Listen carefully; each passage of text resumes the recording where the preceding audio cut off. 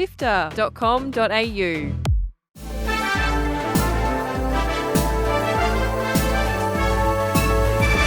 Hi, I'm Kyle Pauletto.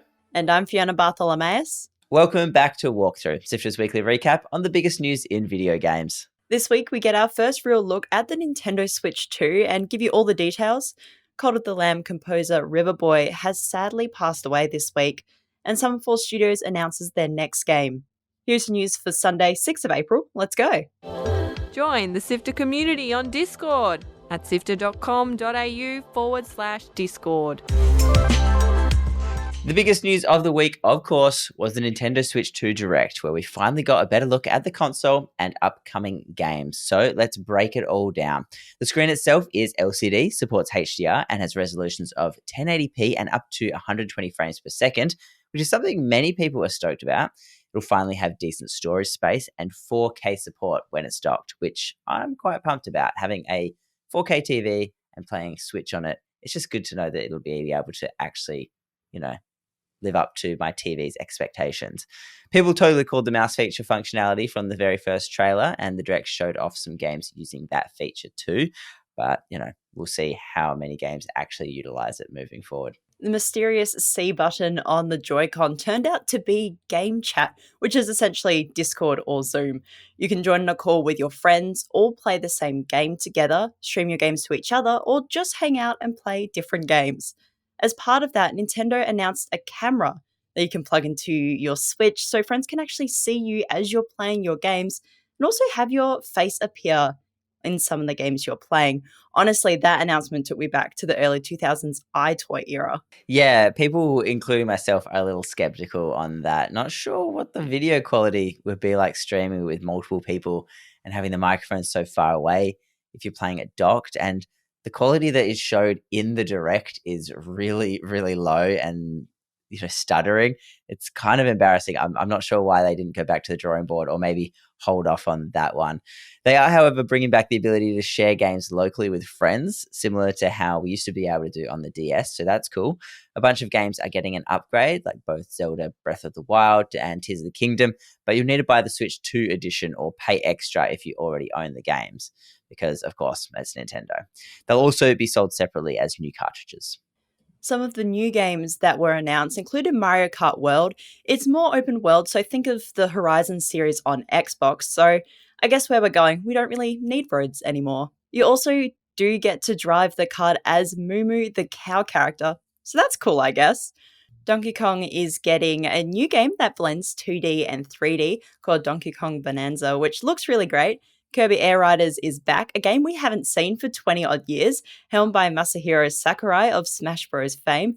And finally, Hyrule Warriors Age of Imprisonment by Koei Tecmo continues the fighting spin-off, and it's set before Tears of the Kingdom. Third-party game The Duskblood is the legally distinct not Bloodborne 2.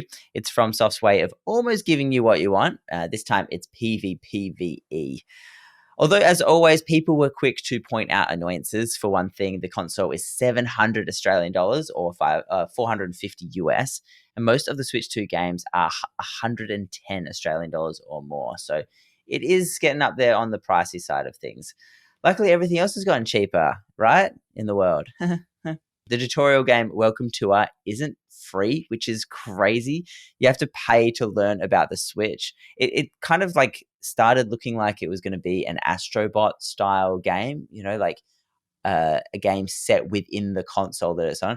But then no, it just turns out it's basically a console guide that you would usually get a physical handbook for, and you have to pay for it. It doesn't look fun at all. I don't know. This one seemed crazy to me.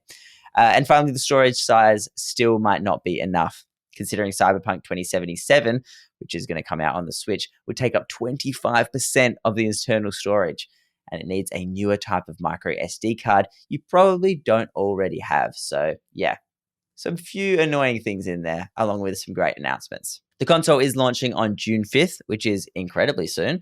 There were a stack more included in the Direct, so you can learn all about that in our show notes.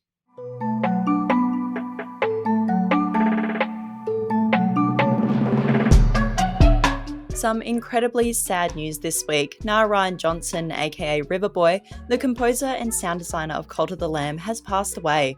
Posted to the Massive Monster socials this week, the team shared their heartbreak about the loss of their friend and collaborator.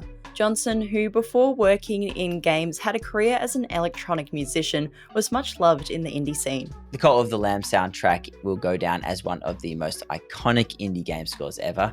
Riverboy will always be remembered for crafting incredible loops. If you want to learn more and pay tribute to Riverboy, you can head back to the Lightmap podcast feed. Gianni spoke to him a bit more than a year ago now, and people are gathering there to show their thoughts in the comments on YouTube. Vale, mate. The rumour mill is spinning as a new Square Enix page fuels the Final Fantasy IX remake theories. The new website page is dedicated to the 25th anniversary for the game and features figures, plushies, music, and heaps more. It's the latest in a long line of references to Final Fantasy IX.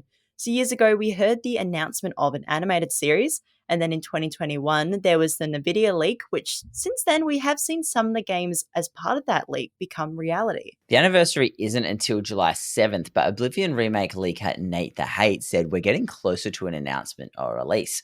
Bloomberg's Jason Schreier also said that the Final Fantasy Tactics remaster is still being worked on, a rumor that's very similar to Final Fantasy IX. Maybe it's a hint, or maybe they're just celebrating an anniversary. I guess we'll find out. This week, the team behind Stray Gods, the role-playing musical, announced they've got a new game on the way called Malys. Revealed on their website, Summerfall Studios shared that it'll be a roguelike deck builder where you'll play as a former priest turned demon hunter, and you'll be exercising the infernal and helping the city. Summerfall Studios include ex-BioWare developers Liam Esler and David Gator, and their previous game was a cult hit. Summerfall will be crowdfunding Malys on Kickstarter in a few weeks, and according to their website, they're hoping to have a full 1.0 version of the game ready for backers within 6 months. That's quite an ambitious goal, so we'll see how they go. That's it for the headlines. Here are the games coming out this week. Out on the 8th is South of Midnight. Set in a fictionalized deep south, the modern folktale takes you on a journey as you learn to weave an ancient power for combat and overcoming obstacles. That's out on Tuesday on PC and Xbox Series X and S.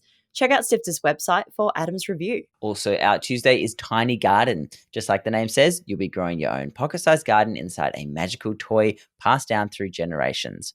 It's a cute mix of farming, puzzles, and strategy, and it's coming to PC and Switch on the 8th. MONACO 2 is the sequel to the indie heist game. It's been a long time between games, and this role-based thief-em-up will have you pinching riches from across the Principality. MONACO was one of those very early indie hits. It's a big act to follow. Pick it up on Xbox, PC, and PlayStation on the 10th. Articles to read, Videos to watch. and podcasts to listen to. SIFTER.com.au. This has been Walkthrough by SIFTER. My name is Kyle Pauletto. And my name is Fiona Bartholomaeus. Thank you so much for listening. We are throwing a bunch of our stories up on Instagram, so if you haven't visited at SIFTER HQ lately, you've been missing out. Luckily though, all you need to do is give us a follow there. Head to Instagram and search for @SIFTERHQ, and then you'll be in for the fun. And that applies on TikTok as well. SIFTER is produced by myself, Kyle Pauletto, Adam Christou, Courtney Smith, and Chris Button. The episode is edited by both senior producer Mitch and Gianni di Giovanni, who is SIFTER's executive producer and also walkthrough script editor. Thanks to Brian Fairbanks from Salty Dog Sounds for composing the Walkthrough theme tune, and Audio Technica Australia and Apple for their support of SIFTER's podcasts. We'll be back with more news on the 13th of April. See you then.